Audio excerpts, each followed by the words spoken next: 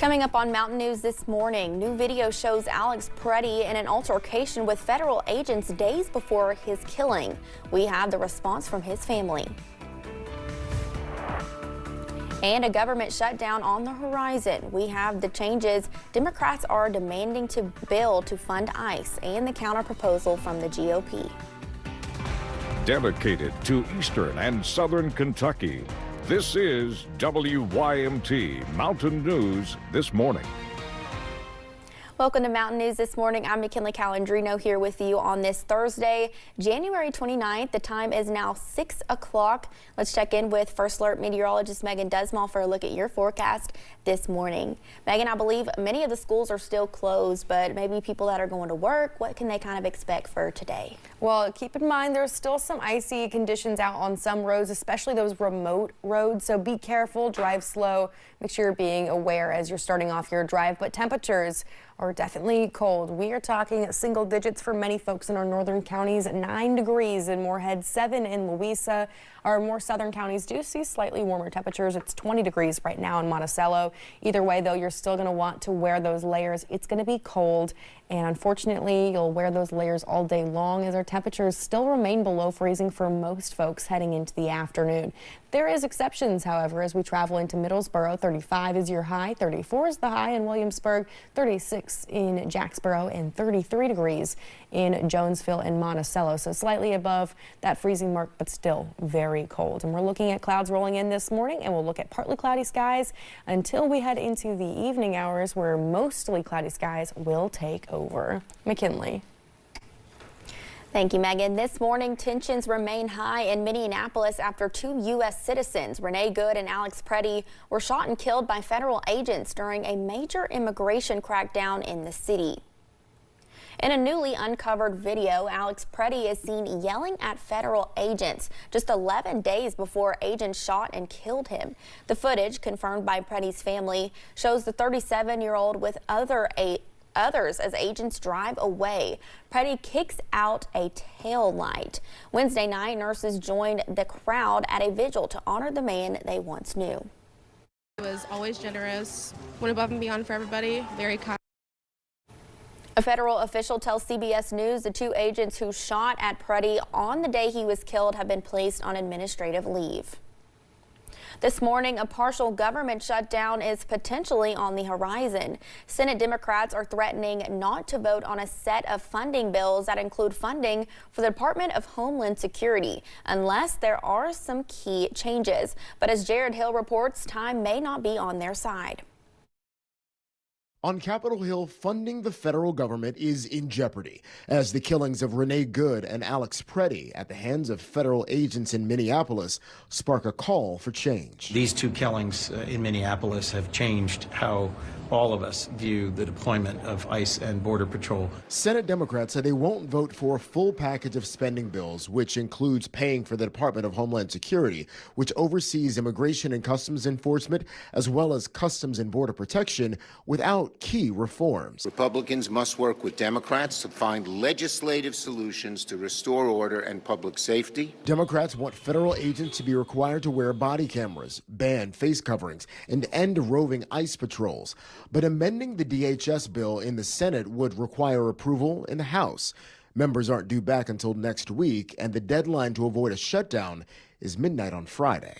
The GOP would rather Democrats work with the White House after a bill passes. The one thing I do know, and that is that a government shutdown is not in anybody's interest. Bipartisan scrutiny is growing over Homeland Security Secretary Kristi Noem. She is a dangerous cocktail of authority, bigotry, and incompetence, and she must be impeached. I think if Noem looks at her body of work, I could not be. If I were in her position, I can't think of any point of pride over the last year. President Trump this week has said Noem is doing a good job.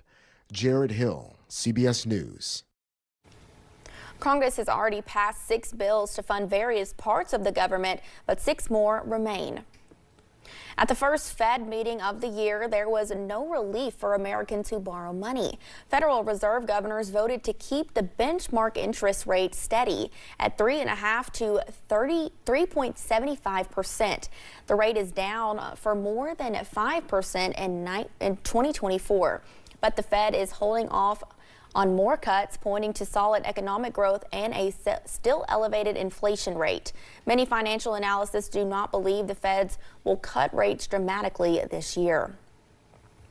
In Frankfurt, lawmakers voted on a bill that would make grooming a felony. House Bill 4 would add language to state statute on sexual offenses. The bill defines grooming as an adult, 18 years or older, building a relationship with a minor to intent to entice, coerce, solicit, or prepare the minor into sexual acts with the adult or another person. If an adult is caught doing this with someone between the ages of 13 and 17, it would be considered a misdemeanor. However, if the minor is 12 or younger, it would be a felony. During the discussion, a Louisville representative raised concerns that the bill's language could target teachers who teach sex education. A teacher teaching health or sex education to young people, to a whole class, and then after the class, say one of the students wants to clear something up or come to the teacher and talk about it. My concern is it would prevent that, or the teacher may be nervous about discussing anything from the class or whatever. Bill supporters assured her that current laws would not allow that. Kentucky lawmakers discussed two different perspectives on how the Commonwealth should spend its money. Governor Beshear is looking to fund health care and pave the way for pre-K for all. However, House Republicans plan to slash funding to several services and prioritize tax cuts. House Bill 500 was filed. It's the Republicans' vision for how Kentucky should spend its money. New analysis from KY Policy shows it will cut funding for school transportation by $129 million a year and not increase funding for preschool. It could also reduce funding for Medicaid by millions. Advocates for the bill say it points out what is being funded and questions why exactly any new spending is needed. The Affordable Care Act federal premium tax credit, which is currently in the news and has been for weeks. Those premium tax credits expired at the end of December, haven't been renewed yet by Congress. He wanted to put in a funding source, $100 million, to help those who have lost some of those additional federal tax credits.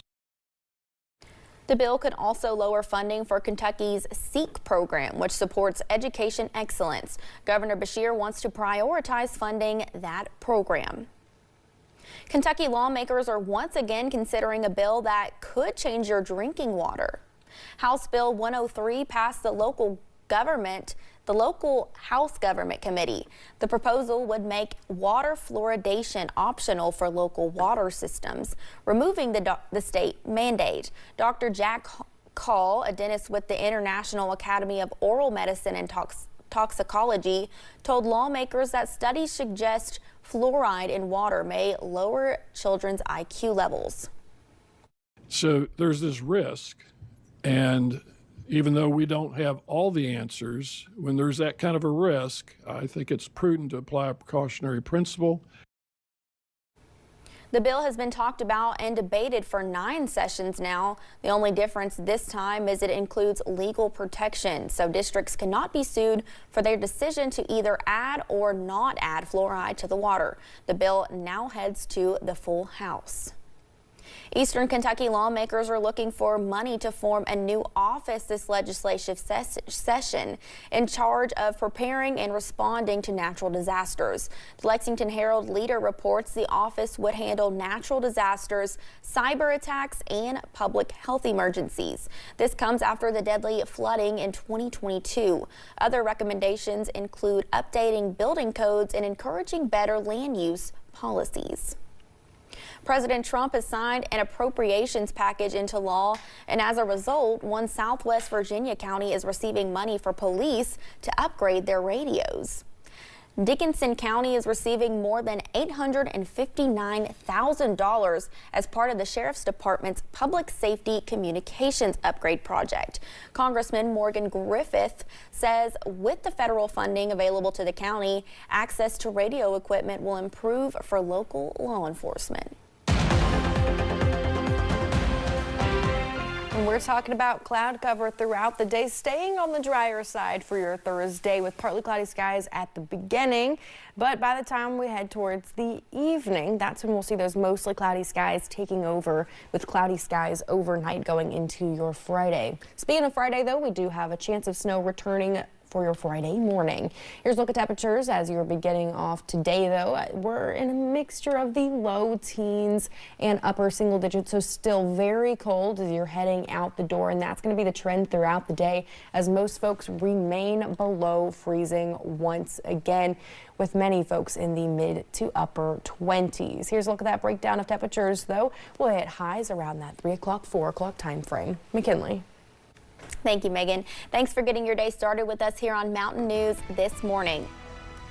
And still to come, get ready to tune in to music's biggest night. We have more on the artists gearing up for the Grammys and who's expected to walk away with wins in those top categories.